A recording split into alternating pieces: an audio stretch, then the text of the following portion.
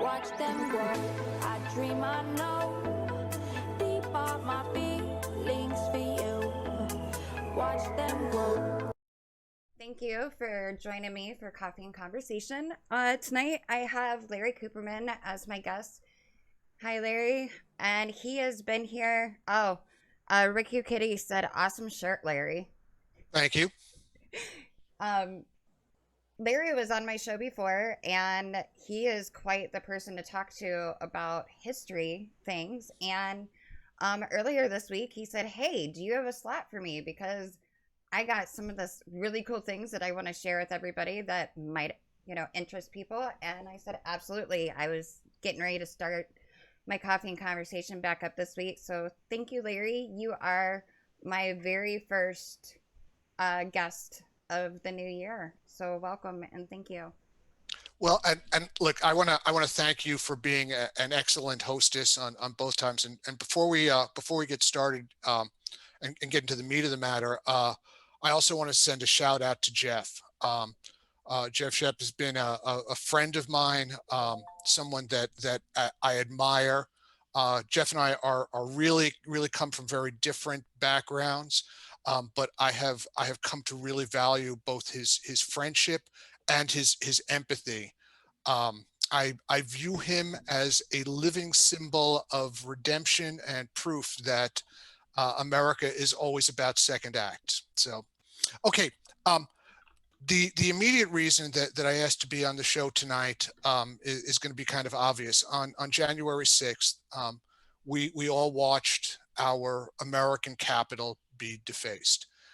With all the terrible events of that day, the most striking image for me and for many of my fellow Americans was of a man wearing a Camp Auschwitz T-shirt, or seeing the Proud Boys with the 6 million weren't enough logo on their shirts. And so Right. I was angry, I was enraged, and I wanted to teach them.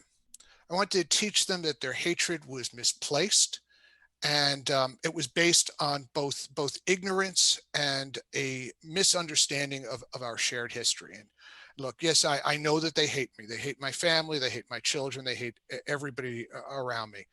They view all the things that people like me do as tainted and unclean, defiling the purity that they long for.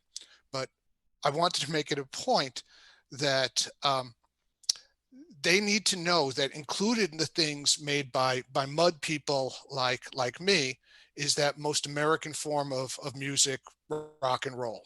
And this is the story of how that came about. Um, Before I tell that story in the tradition of great teachers of the past, I'm going to pose a question to my audience. I want you to visualize a map of the world, to visualize a globe, and look at how small an area in the totality of things the Middle East is. Now, if you zoom in even closer and you look at the nation of Israel, you'll see a little dot that's Jerusalem, and that's the place that the Arabs call Al-Quds, the Holy One. So you got to ask yourself, by what coincidence this one place, this little bit of land, was so significant in bringing forth Moses, Jesus, and Muhammad. And now you'll have to stay to the end of the presentation to hear me answer that question. It's a See, trick that's the that I way to hook use. people in. That way, Absolutely. if they want to know the answer, they got to stick around. Got to stick around. So the history of blacks and Jews in America goes back a lot further than I think most people realize. In 1619, the San Juan Batista, a Portuguese ship, left Angola in Africa to cross the Middle Passage to come to the New World with 350 slaves on board. By the time the ship actually docked in Veracruz, Mexico, on August 30th, there were only 147 remaining alive and on board. 50 of the slaves had been taken by English pirates aboard a pirate ship called the White Lion, and they would be exchanged for food and supplies at the English colony of Point Comfort. So they arrive in America in 1619. A year after the arrival of the first Africans in America, the Pilgrims would come on board the Mayflower.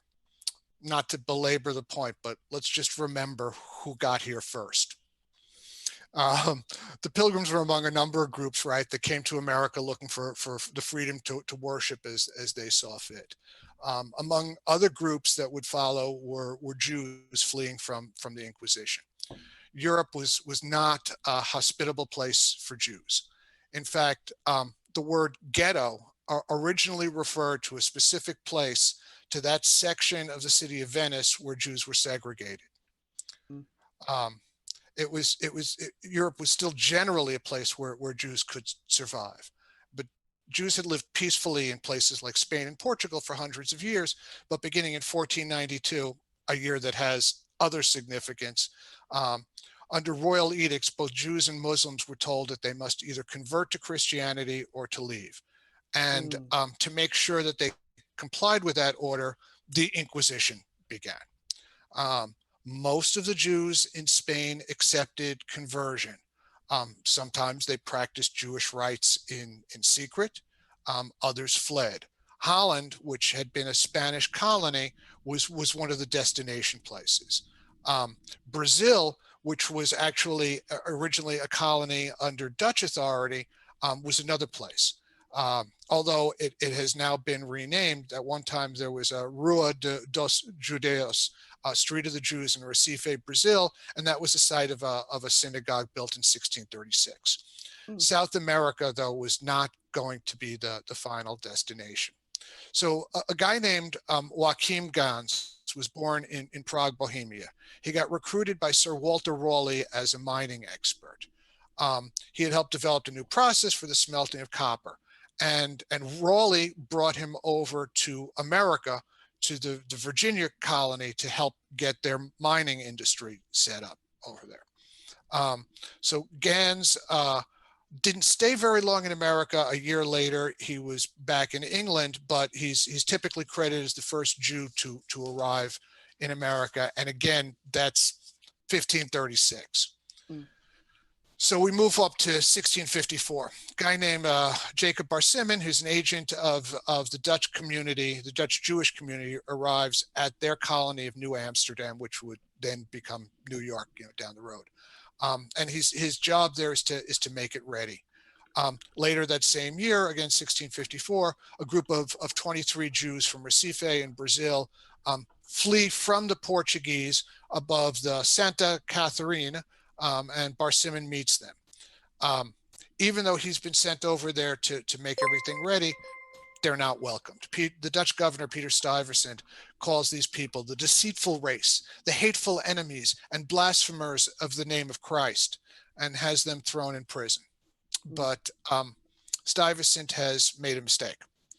His employer, the Dutch West India Company, has a significant number of Jewish investors. And they send the orders over essentially to let my people go. And I'm paraphrasing here. That's one of my many dad jokes, but you get the idea, right. right? So Jews had arrived in what would become the United States 120 years before we issued the Declaration of Independence. And I've spoken on this before in going over the history, but Jews in particular, Chaim Salomon, supported the American Revolution. We tended to be pro the revolution because we realized this was our home, independent of Europe. Mm, Um, so now let's move on to our uncivil war. So back before I had said 1619, the first group of 50 slaves arrives. Well, slavery spreads through the Americas. One of the reasons that happens is in Virginia, they were there to mine all different kinds of natural resources. But one of the things that they found grew in Virginia then as now is tobacco. The mm. problem that they had was that the conditions for bringing a good crop of tobacco are the same conditions for catching malaria. The African Oh, not slaves good. were more resistant, so they brought them over to be labor and to help with the harvest of tobacco, which was essentially the heroin of its day. Mm, Um, the practice of slavery was not confined to the British or to the colonies, and just about everybody from the European side practiced one form or another. The Portuguese, the Spanish, the Dutch, the Danish, the French all were involved in the trade. They established outposts on the African coast. They bought enslaved people from local leaders and transported them to Europe and to the Western Hemisphere with little regard for human life. It's estimated that somewhere between 12 million and 12.8 million Africans were taken from their homes, with somewhere between 1.2 million and 2.4 million dying during the crossing itself. Another almost a third of the Africans that were brought to the New World died in what they called seasoning camps, the largest of which was located in Jamaica. So almost half of the people that were purchased as slaves died before they ever reached American shores. It was just a brutal business. I would I would love to say that Jews did not participate in the slave trade, but that's not true. Also untrue is the myth, and there's a whole reason for it that Jews were particularly involved in the slave trade. Mm. There are there are significant bodies of work, and I'll refer to this later, that actually document that, as with a lot of things, people are people, and Jews were involved in it to the same extent as non-Jews were. Mm. Um, in the years after the American Revolution, the city in America with the largest Jewish population was not New York. It was not anywhere in the north. It was Charleston, South Carolina. The charter of that fair city guaranteed freedom of expression to Jews, heathens, and dissenters, my people. Mm-hmm. Jews were accepted in a way that they had not been in Europe, and outside, now freed from the constraints of ghetto life, they began to mingle with their neighbors. Some members of Congregation Beth Elohim began to notice that the services attended by their Christian neighbors were in English, not in Hebrew. And they were a lot shorter than the traditional Jewish services. And the Christians had music. They had organ music in particular at their services. And so they went to their rabbi and they said, why can't we have those things? The rabbi was adamant, you can't have that.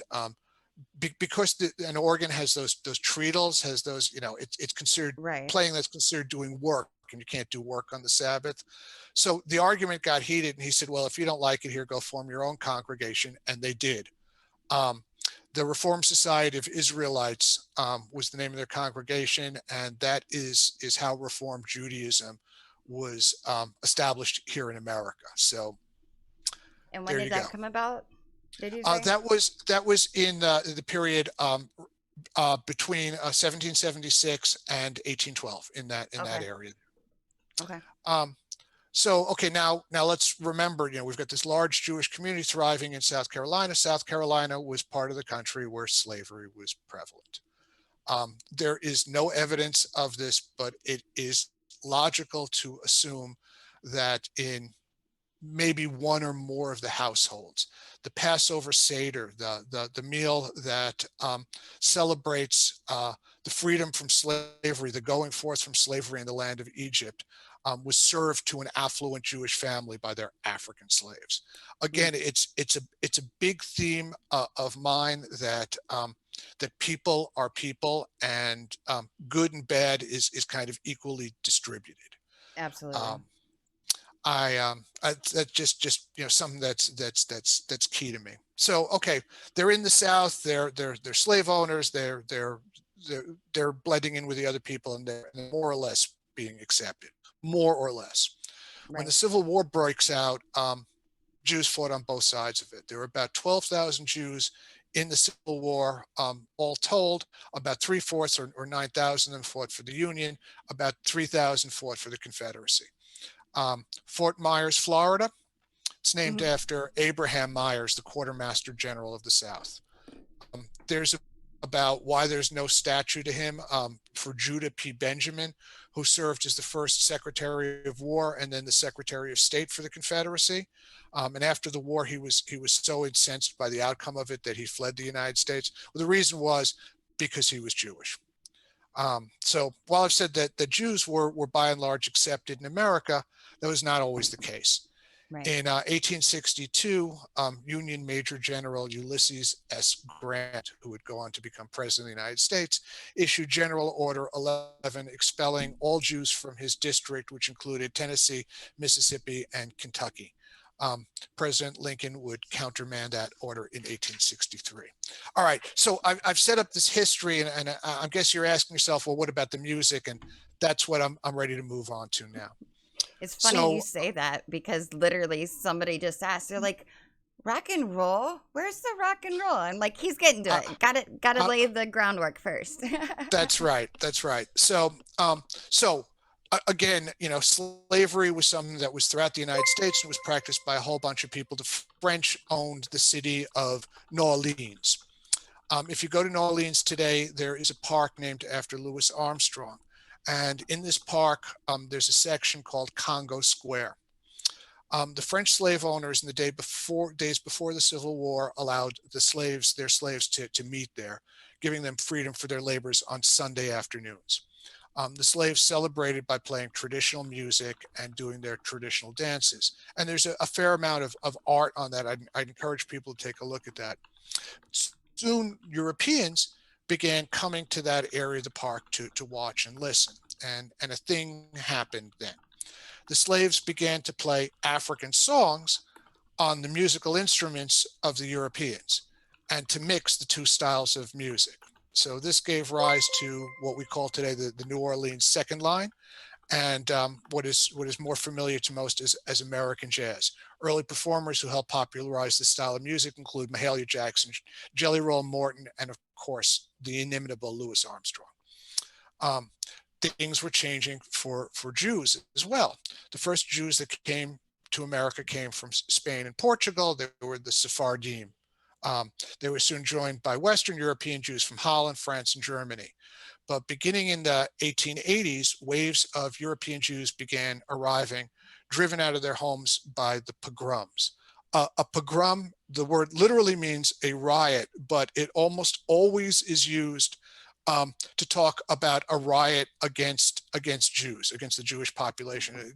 Mm, It's an outpouring against the Jews. You know that you have had a dark history when they made up special words for you right, that right, that the usual riot wasn't good enough. We had so many that we had to call them pogroms, and the same thing with right. ghetto. So they had been driven out of their homes by the Russian Empire. These European Jews, the Ashkenazi, had their own musical tradition. The best way to describe the music, which was called klezmer, is Jewish jazz. One of the primary instruments was the violin. My boy Hilly Crystal, who is most famous as the founder of CBGB's, Mm, um, once said that the reason that so many Jews learned to play the violin is because you can't run away from a pogrom carrying a piano. It's one of my favorite quotes. Um, so klezmer had been the product of multiple cultures back in Europe, including that of the Romani or Gypsy people. Gypsy is not a nice word, but the Romani peoples. And if you look mhm. at the dances that are still practiced by the Orthodox Jews today, you can see it looks just like the Gypsy dances of going around in a circle and all of that. Right. So this was something that they brought over with them, this Jewish jazz.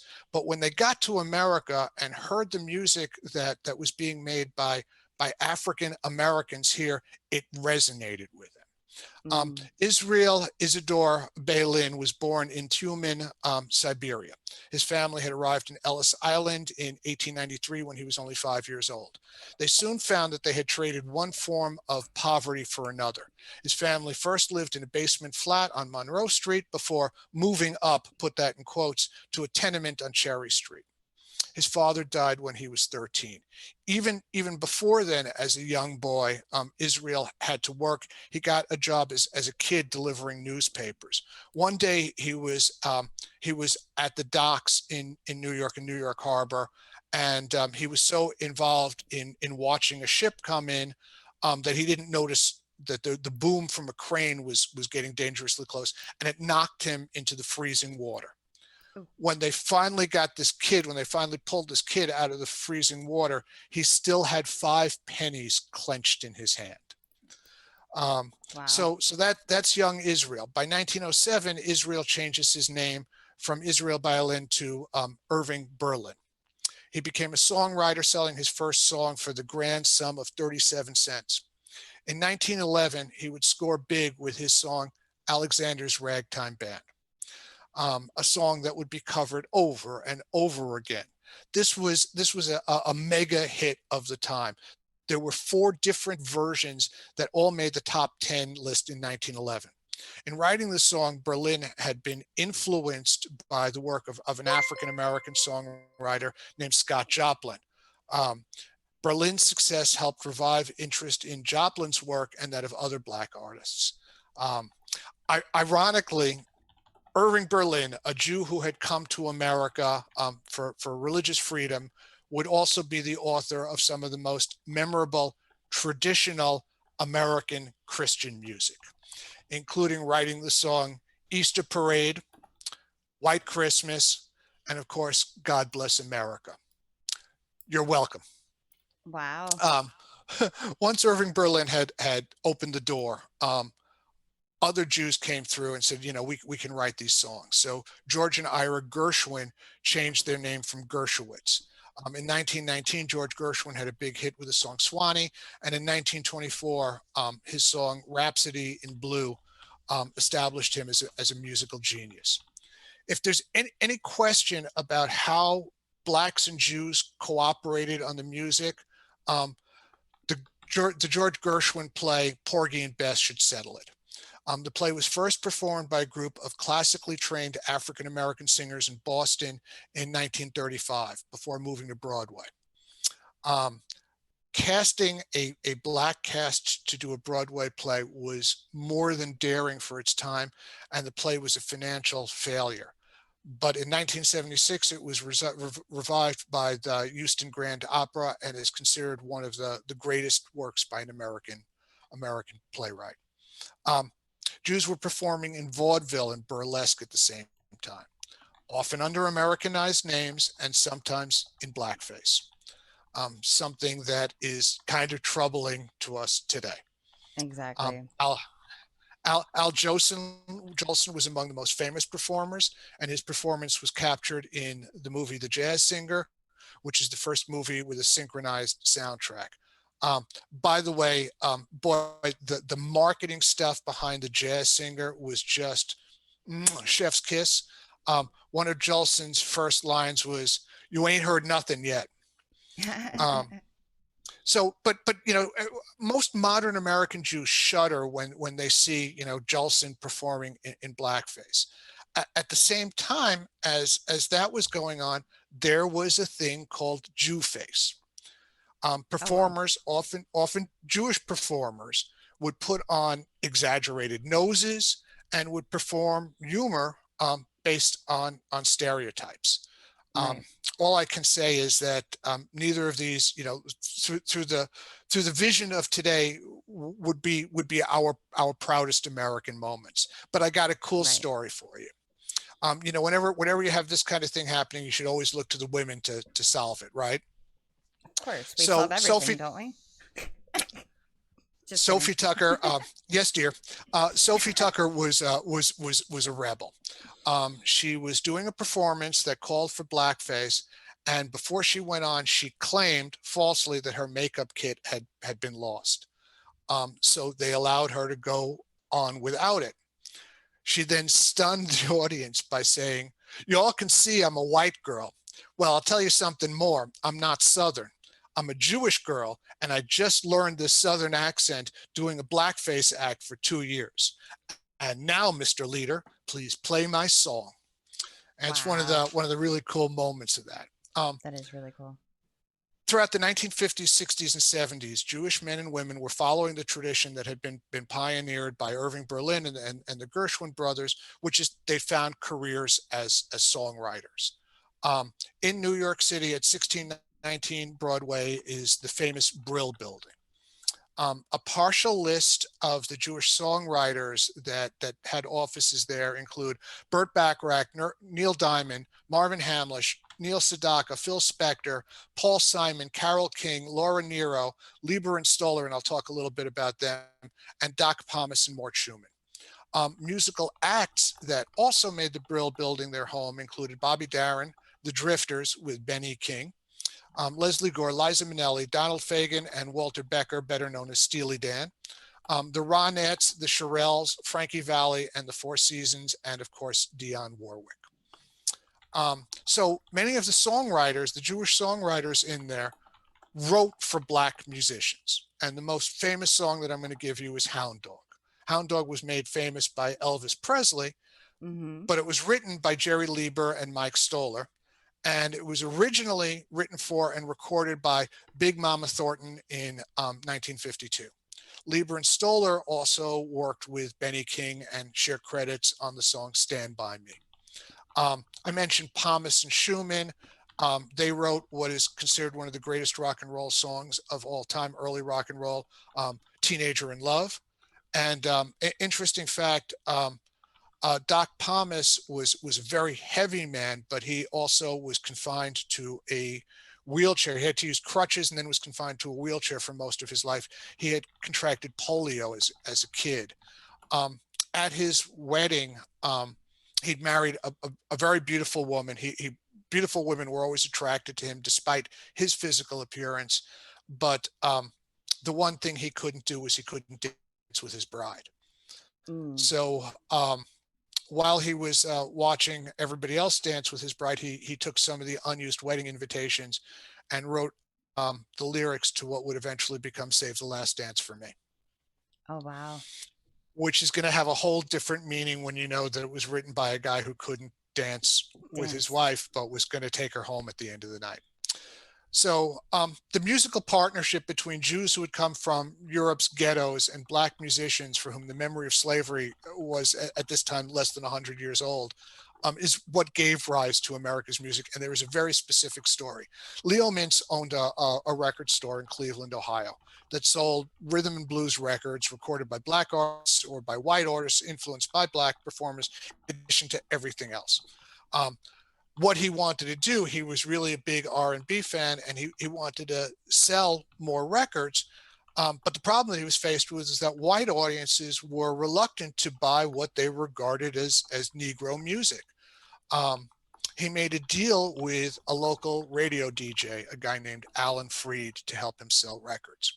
So Freed began playing authentic R&B on his radio show. White audiences still weren't moved by it. So Freed did a really smart marketing thing.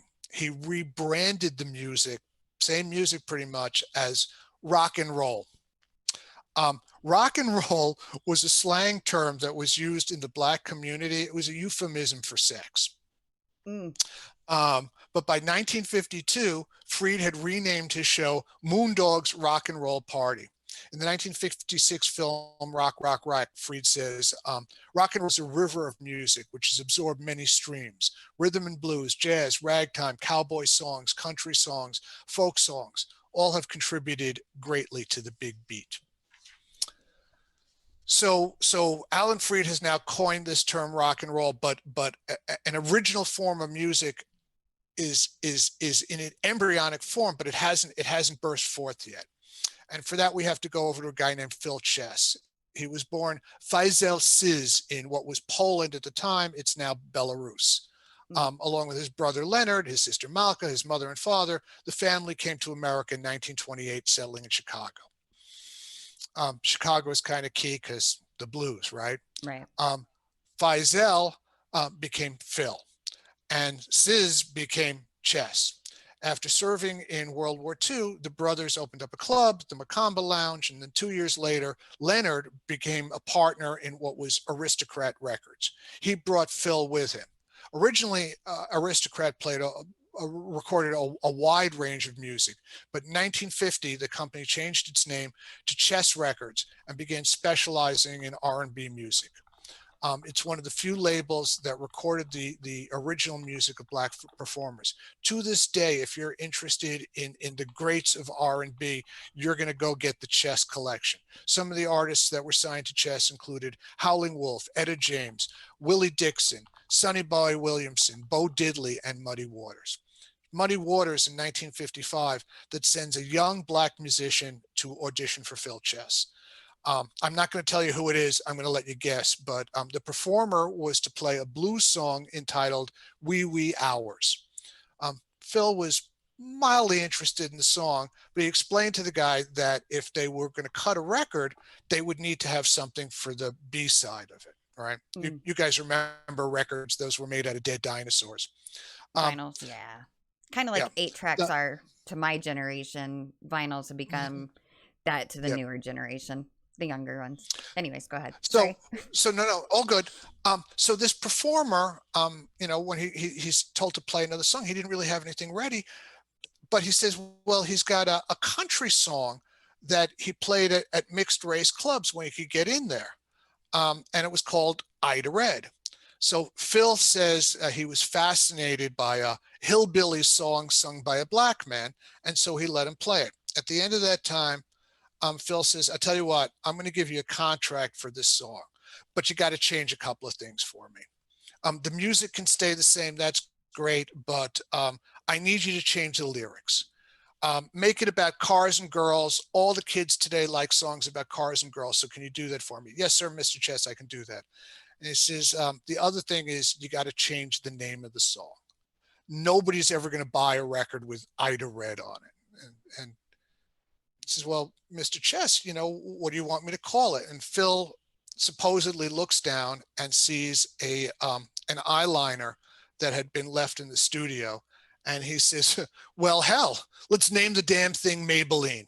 Oh, God. And so Phil Chess signs Chuck Berry to make rock and roll songs. And it starts off with Wow. Maybelline. That's Um, crazy.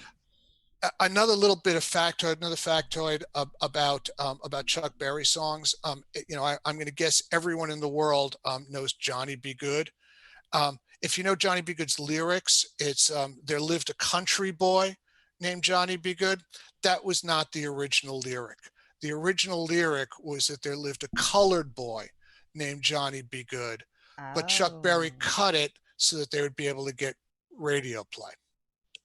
Um, Phil says about the song, the kids wanted the big beat, wanted cars and young girls. It was the trend, and we jumped on it. So, okay, now it is the 1950s, it's 1955, and we now have black artists making this rock and roll music, rock and roll being a name that was created by a DJ named Alan Freed, and playing it for, among other record labels, Chess Records.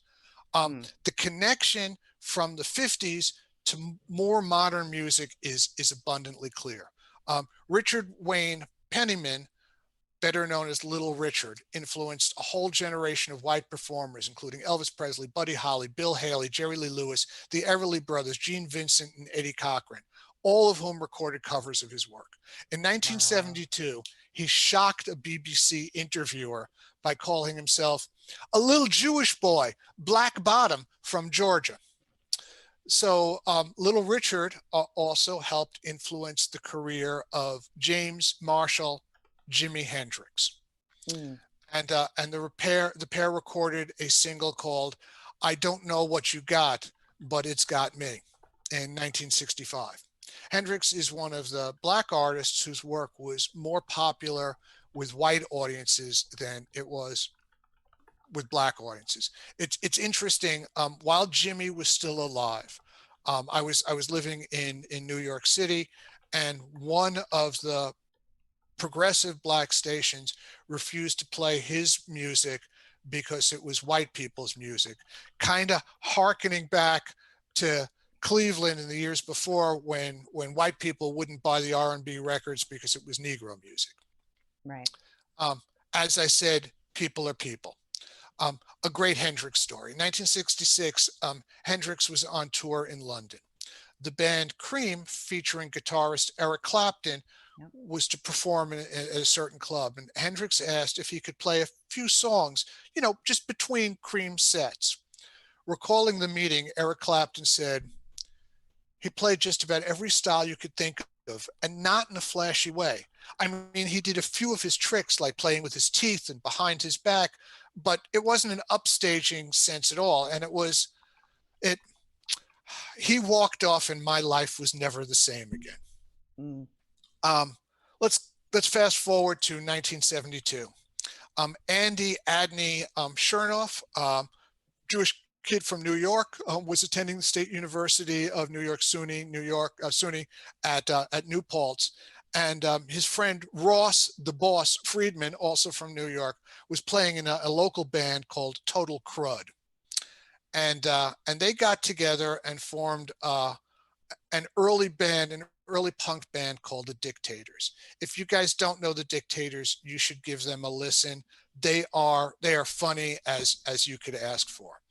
Um, on their first album, the big song on it, the hit song on it, was called "The Next Best Thing." The Next Big Thing, and it Mm. has some of my favorite rock and roll lyrics. I promise you, I won't sing. Thank you. No, But just kidding.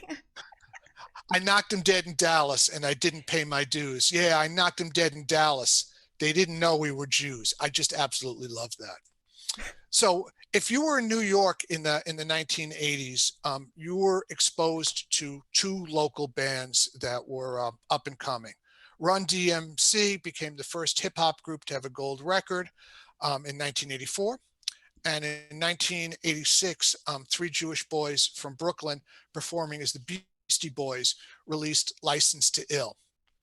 When the Beasties started incorporating sampling into their sets, they'd hire Rick Rubin as the DJ. Oh Um, wow.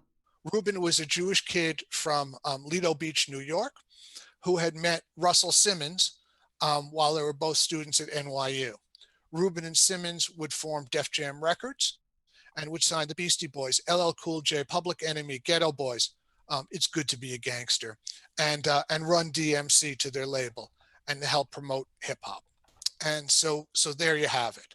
Um, American music, like American culture, and yes, even American religious practices, is an amalgamation of contributions from many people, including Mm. blacks and Jews. You can draw a line connecting the dots from Congo Square and jazz to America's Greatest Show tunes to Alan Freed and the Brill Building to Chuck Berry and Maybelline to Hendrix modern rock to punk to rap music. It's all part of America's great melting pot. By the way, the term melting pot originates with a play of that name that was written by Israel Zangwill, a Jew that had come to America. Oh wow. So if the Camp Auschwitz crew insists on only listening to music written by the pure, their choices are going to be kind of limited. I mean, I just really hope that they don't get tired of Wagner. So, um, so now to answer the question about what's so special about the Middle East, um, and the answer is kind of obvious when you think about it. It's in the middle. Ancient Israel or Palestine was on the trade route that connected the ancient empires of Egypt and Mesopotamia. The ports on the Mediterranean, where Israel is today, were visited by traders from the civilizations in both Crete and Greece. So the wisdom that gave rise to to Western religions as we practice in America today comes from the mixture of the philosophies of Africa, Europe, and Asia. Face it, we're better off when we create hybrids. Yes. Well, thank you We have so any much for that. questions? Yeah, oh, you're welcome. Um, And this is a lot of fun. Yeah, yeah. I actually do. Captain Canada was wondering if you played any instruments and then also your favorite band and why. I have absolutely no musical talent. I will tell you, when I was way younger, I did go into theater. I trained as an actor, and one of the reasons that I trained as an actor was because I have just absolutely I just have no ear. My singing always sounds fine to me, even if I'm not even close to to to it. Um, so my favorite band, that's a great question. I have listened to a lot of music over the years. One of the things that changed my life, that was a life changing moment, was I think it was my sister that gave me a brand new album by the Beatles called Revolver. Um, as much of a life change as that was, the Beatles were always a little bit too good boy for me. Mm. So I do remember the first time I heard the Rolling Stones, and the first song that I heard was Mother's Little Helper, and I was like, can they get away with saying that? Um, they said overdose, and They so got away with I saying a lot. Absolutely. The other thing that I will say to you is, I saw a great interview with Pete Townsend of the Who years ago, Mm, where Pete's kind of up in years these days, and I saw an interview with him where they said, arguably his most famous lyric um, is "Hope I die before I grow old." And they said, "Pete, do you still feel that way?" And he thought about it for a second and went, "Nah." Um, the Stones, the Who. I was really big on that British thing. A band that just doesn't get enough respect these days. That often gets overlooked. Jethro Tull. mm, But I was fortunate enough to be at NYU when the Ramones took the stage, and I have a lot of love for, particularly the early punk bands, Television. So I like it all. And I will say, I don't know if my son is in attendance tonight, but I sent him an invite. But one of the things that I was most famously wrong about, was about how the career of Eminem would go. Much respect for that brother from Warren, Michigan. Um, yep. uh, um, when I get to warm up for things, even for business things where I'm going to be doing a presentation, I always listen to the moment. So, Amazing song. Amazing song, mhm. if I can say so myself. Captain Canada also wanted to know, since you're wearing the Ramones shirt, what is your favorite Ramones song? I want to be sedated. There was no hesitation in my saying that. Not a moment. I want to be You were sedated. just waiting for me to finish the question so you could spit it out real quick. 24 hours to go. I can't control my fingers. I can't control my toes. Yep. That's awesome. That is awesome. Um, and he's loving it too. Um, Real quick though, I do want to give a shout out to DC Bossy, Mr. Choke Artist, Walking Death 420, Creator Chronics, Captain Canada, DC Boy, Douglas 25 Gaming, Night Dive Studios, The Real But Saggington 123, and all of you many more that have followed me. And hey, Universal, I can't even talk tonight. See, Universal Discourse. And also, I want to give a shout out really quick to CRCG Discord server. Appreciate you guys. Actually, just got invited to you guys this week, and finding a whole bunch of really really cool streamers out there. And I appreciate you guys joining us and joining me with Larry tonight.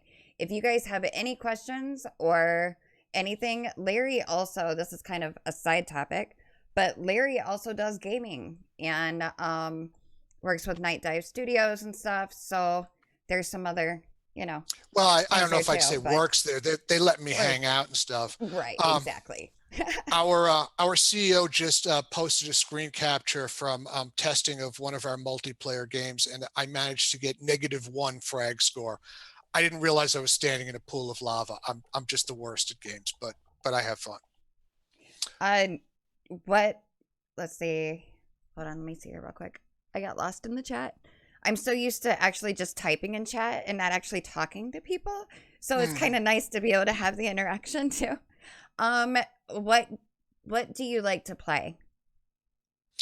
Um, let me start off by saying, I'm really really fortunate in that I get to do what I love.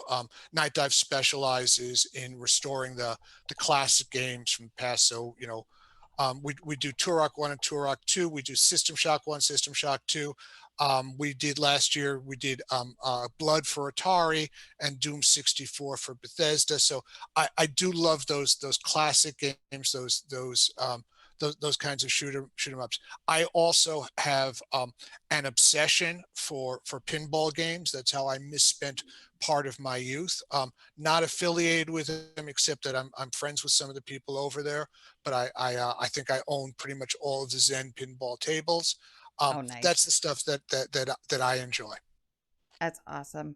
And then also, you may or may not have covered this in the talk, or whatever, but Universal Discourse was wondering if you could tell chat where the phrase rock and roll came from. And I think you did cover that, but I don't remember Sure. exactly what it was. Sure. So No, no, if you no, can no. refresh my So memory. out. Absolutely. So the origins of rock and roll was a euphemism for not necessarily the sex act, but um, you were rocking and rolling if you were with your sweetheart, right? Right. Um, if this van is rocking, don't bother knocking, kind of stuff, right? So you were rock and rolling. So a DJ in Cleveland rebranded R&B, rhythm and blues records as rock and roll in order to make them more acceptable to white audiences. Oh no, it's not that black person's music. This is white people's music. We call it rock and roll. Right. See? I learned something new every day. And I grew up on classic rock, actually. Somebody in chat had asked, since we're having this discussion on rock and roll, that, probably I like rock and roll. And I actually do like rock and roll. I love all kinds of music. Music has always been a big part of my life. And but I grew up on classic rock. And So, so like one of the things for me was that the early days of punk, almost all of the bands were performing songs. It was going back to the classic way of things were the classic, 4-man band, two guitars, bass, and drums. Um, because nobody could afford the Moog synthesizers and the electronic drum kits that bands like the Moody Blues, yes, Emerson, Lake and Palmer were using. I mean, that was out of the reach, but kids could make this. And there's a great line that I heard somebody talking about the Velvet Underground. mm, Frontman for the Velvet Underground was Lou Reed, who was born Louis Rabinowitz. You're welcome for that too. That was a little bit of extra credit. Um, um, that they said when the first time that they heard the Velvet Underground, it was a realization that you didn't have to be a great musician to make great music. Um, so if I people can think ask, of a couple other bands that are like that, you know, they're hey, wildly popular, but I don't know how. But that's just a personal preference too. So, if there's one song that if it comes on the radio, you crank up, it's Black Flag's Rise Above, right? I mean, hmm, you just have to. I mean, that's and it's funny. I mean, you place like California Sun, nobody knows if it's the Ramones cover of it or the original. So I'm just saying. exactly.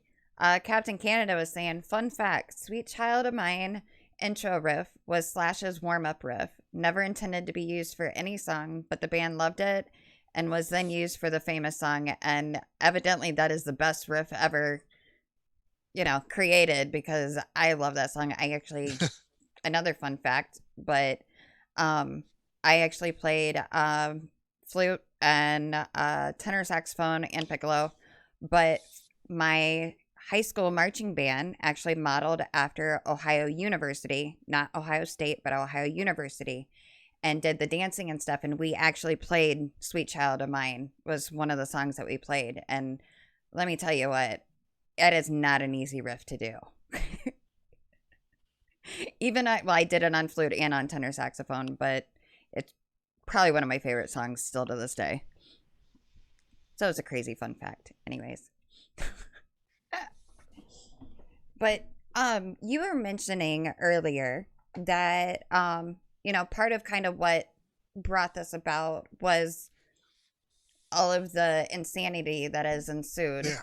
over the past week, which it's been going on for a while, but I Yep. think it really hit home to a lot of people this week as it was at the Capitol and everything was happening. And you know, some people know this, some people don't know this, but I work in the countering extremism field after having come out of a lot of that background.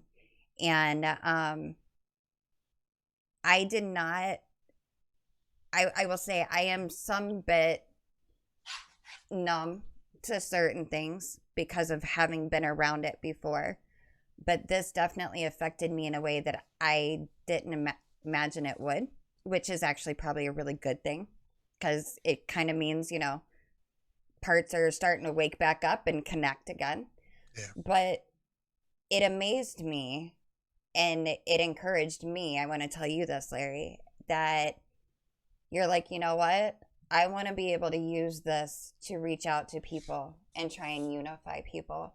And I personally want to give you a shout out and you to let you know that that right there says a lot about your character as a human being and as a man. And I thank you for being willing to put yourself out there and come on here and share with us. One, it's just a vast amount of information that you have. Like I am always amazed every time we talk. But another is just that even through everything, you still have an unconditional love for humanity and for people and constantly want to find ways to bring people together. And I think that's just, I think it's amazing. And I know my chat's been talking to, people are asking, do you have a Twitch? Which I don't believe that you do. Am I correct? I know Night Dive That's Studios has a Night Twitch. Dive does. Yeah. Okay. I don't. I don't, and I probably should have more of a media presence. But let me give you a couple of follow throughs. So first of Yeah. all, um, when I wrote this out, it turned out to be 12 pages, including footnotes. My daughter is a nurse. She works in oncology in North Carolina, but this is one of my favorite quotes about me from her. She said, I'm not OCD. I'm more CDO. That's like OCD, only I felt compelled to rearrange the letters in their proper alphabetical order. So Yes. so I do that kind of thing, and I will provide a copy of it to you if anyone wants a copy of it, which includes footnotes. I really am OCD, but there you go. I'll be more than happy to share that with you. In the year 2021, it's easy to look around and say, the economy is terrible for some people. I live in Vegas now, and please spare a moment of thought for the service workers, for people who worked in what was left of the hospitality industry. Um, uh, but it's easy to look at the economy, at the pandemic, at the riots. I mean, these riots and the LM riots and the police reactions, and say the world is just terrible. It's not. Um, uh, at the last holiday, I received a note from a friend of mine, that basically said, Happy Holidays. It was Chag Sameach, which is the Hebrew. The thing that was extraordinary about it is that it's a friend also in the gaming industry. She's Muslim. Mm. Um, I am so grateful that she would take the time to write me a holiday note, and to say it in Hebrew. I mean, it was something. Uh, One of the reasons we met not just through the gaming stuff. After there was an explosion in Beirut, we met over some charity work that we both contributed to save the children. Mm. Um, so the world, when you reach out to people and you talk and you appeal to their humanity, everything that I give, everything that I've ever given comes back to me tenfold. So I'm really lucky about that. And again, you and Jeff are the role models. I mean, I talk about this all the time. We all make mistakes. We all do things that we regret. Hey, I grew up in the 60s, so, and I don't want to talk about it. Um, but um, but it's not how often you get knocked down, it's how often you get back up. It's not the mistakes that you make, it's what you do to recover from them. Mm. So that's my comments on that. So again, thank you for providing a forum for this. Absolutely. Absolutely. And you are more than welcome to come back anytime. I know both times now that you've been on, like people have absolutely enjoyed it. I already knew that they would enjoy it anyway, but definitely, you know. And then I did put your link for your website up there. That way, if people wanted more information, and there's, if I recommend anybody, you know, go to it. If you like history, if you like learning things, definitely, absolutely, a whole bunch of stuff on there. That's really good stuff. Absolutely. Everything that I write goes up there in easily downloadable. If I do a PowerPoint, I have it in both PowerPoint and PDF. So you don't, you know, even if you don't have the same software as me, you're able to access it. That's awesome. That is, I'm still like blown away. Like when I read that thing that you just presented about like the history, like it just goes to prove, you know, us youngins think we know it all and we do not know it all. It no, but you're learning it.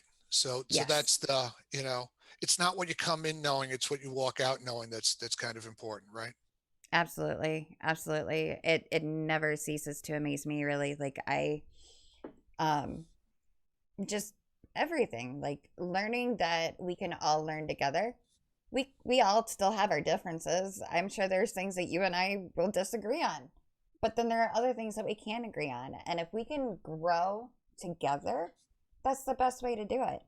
Grow and learn and realize we're in this together. Whether we like it or not, as human beings, we are in this together. So we might as well, you know, make it really good. And there's amazing people out there. If I had the opportunity to talk to the people that went to the Capitol to try to persuade them, I would certainly welcome that opportunity. One of the things that's problematic, and it's really problematic. It was problematic before, but it's gotten worse through social media. Is we talk to people that agree with us, and that's fine. That gives us that. Oh yes, you're right. You know, but it's not really an effective way to make change because they already agreed with you. Right.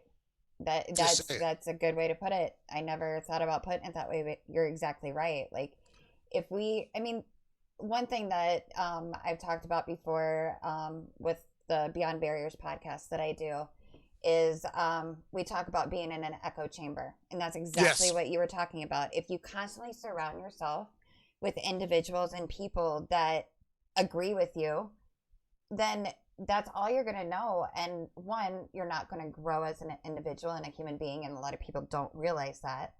But everything, it becomes an us versus them that's type right. thing. We're all right, you're all wrong, and I'm not going to listen to you because you're over there and you're not in my circle. So that's how we got here. That's not how we get out of here. Precisely. Precisely. And it's so true. It is so, so, so true. And I think that's something that's really vital for us to remember, you know, going forward. And I think some people are getting it, other ones not so much, but hopefully, and it's my hope that more people will get it and more people will be willing to come together and step out of their comfort zone and everything else. Like it's just, yeah, We better wrap this up or learn to sing Kumbaya. One of the two. I know. And yeah, no. And So you know, so again, Kumbaya is an thank okay song, but yeah, yeah. But it's knowing Agata Davida. Um, right? uh, Exactly. Again, I want to thank you for hosting this, and let me also just send out a virtual hug to you. I will let you know, and please share this with Jeff as well. That um, Absolutely. when I make it back to the Detroit area, you know, go see my family up there. I will make time to see you guys because you're part of my extended Absolutely. family. Thank you. And we Thank you. love you and appreciate it. And Captain Canada was saying thank you for coming on, Larry, and to stay safe. And I know a lot of them really enjoyed it. They were doing the Twitch lit fires the whole way through and the popcorn. So thank you very much for joining me for this. I really appreciate it. Thank you so much. Cheers. Bye bye. Cheers.